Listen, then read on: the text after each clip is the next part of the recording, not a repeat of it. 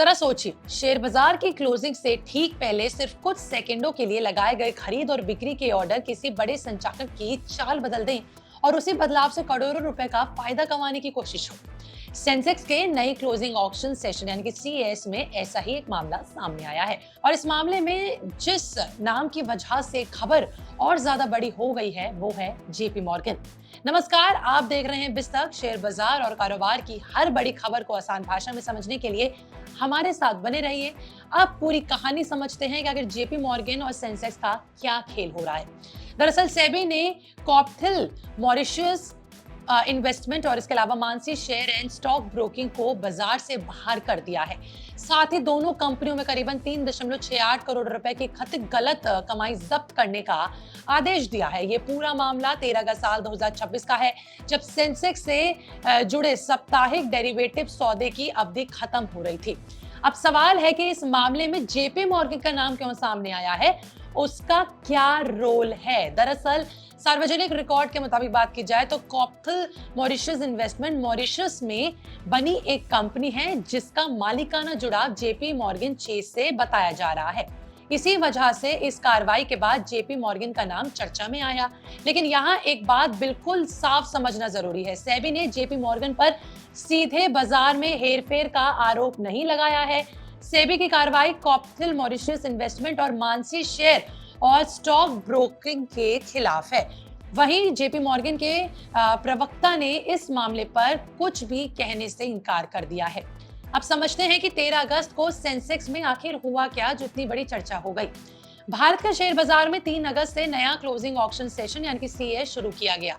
कारोबार खत्म होने के समय शेयरों की सही अंतिम कीमत तय करने में मदद करना है।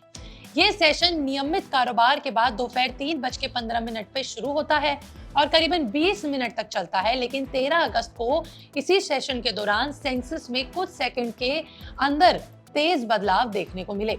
सेबी की जांच के मुताबिक सेंसेक्स में 3 बड़े उछाल आए। पहला बदलाव में कुछ ही सेकंडों के अंदर तेजी आई। इसके बाद सेंसेक्स करीबन 132.67 अंक उछला।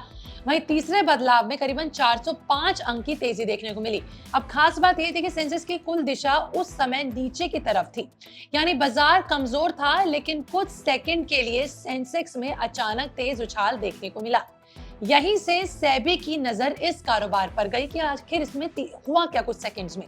सेबी के मुताबिक कॉप्थिल ने सीएस के दौरान सेंसेक्स में शामिल शेयरों में करीबन 191.29 करोड़ रुपीस के खरीद ऑर्डर लगाए।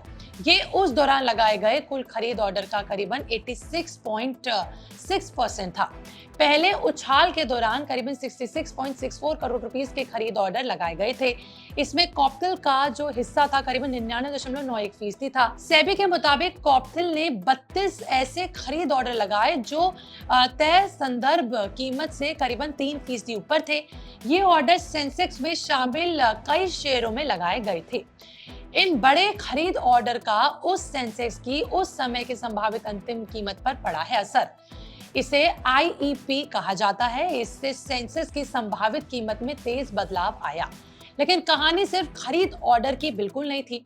दूसरी तरफ सेबी ने मानसी शेयर और स्टॉक ब्रोकिंग के कारोबार को भी बारीकी से समझा और संदिग्ध माना। वो इसलिए क्योंकि सेबी के मुताबिक 3:21 से 3:24 के बीच मानसी ने सेंसेक्स के 8 शेयरों में करीबन 12.65 लाख शेयरों की बिक्री ऑर्डर लगाए। इनमें करीबन 7.05 लाख शेयर के ऑर्डर संदर्भ कीमत से लगभग 2.5% नीचे गए थे।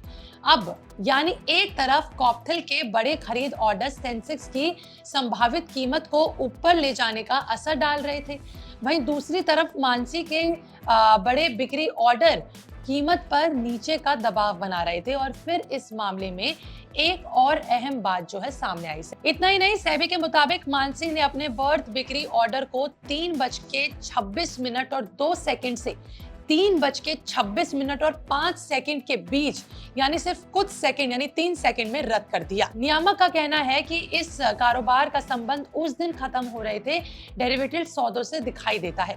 सेबी के मुताबिक कॉप्थिल के जो पास खरीद के अधिकार और बिक्री के अधिकार से जुड़ी पोजीशन थी, जबकि मानसी की पुट पोजीशन का इन बदलावों से फायदा हुआ। अब बात करते हैं कि इस पूरे मामले में कितना पैसा कमाया गया। सेबी की शुरुआती जांच के मुताबिक कॉप्थल को करीबन 2.96 करोड़ रुपए और मानसी को करीबन 71.65 लाख रुपीस का गलत फायदा हुआ। यानी दोनों कंपनियों को मिलाकर करीबन 3.68 करोड़ रुपए का कथित फायदा हुआ। सेबी ने इसी रकम को जब्त करने का आदेश दिया। साथ ही दोनों कंपनियों को फिलहाल प्रतिबद्ध बाजार से, जो भी ऑनगोइंग मार्केट है, उससे बाहर कर दिया गया है। लेकिन यहाँ एक जरूरी बात समझना है, वो ये कि सेबी का अतिरिक्त आदेश है, यानी मामला अभी पूरी तरह खत्म नहीं हुआ है। आगे भी जांच जारी रहेगी और उसके बाद अंतिम फैसला आएगा। सेबी ने यह भी कहा है कि अभी तक उसे ऐसा कोई सबूत नहीं मिला है जिसपे ये साबित हो कि दोनों कंपनियों ने आपस में मिलकर काम किया था।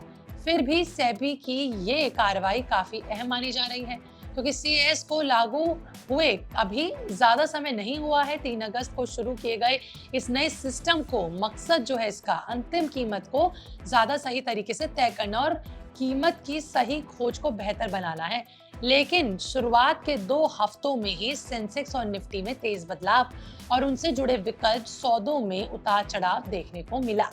अब सेबी ने साफ कर दिया है कि इस नए सिस्टम में किसी भी तरह की गड़बड़ी या फिर कीमत की गलत तरीके से प्रभावित करने की कोशिश को गंभीरता से लिया जाएगा, क्योंकि अंतिम कीमत सिर्फ दिन की आखिरी कीमत नहीं होती है। इसका असर सूचकांक के जुड़े वायदा और विकल्प सौदों पर भी सीधा सीधा हो सकता है।